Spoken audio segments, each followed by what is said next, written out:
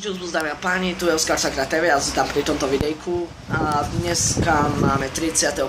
júla a odchádzam z Rodosu domov. Dneska 20:15 nás vezie autobus Hydrotour na letisko Diagoras. Tam si dáme check-in, všetko, kávička, duty free shopy a 22:50 štartujeme smer Bratislava. Posledný takýto pohľad vám ukážem na ulicu Leofros Kaditeas. Takže takto to vyzerá.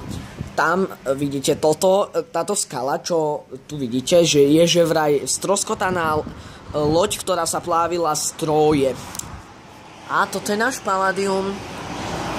Tuto takto pekne balkoniky. Tam sa vidíme vzadu. Ale ne, a tuto takto to vyzerá. Tu je taká teraska pekná.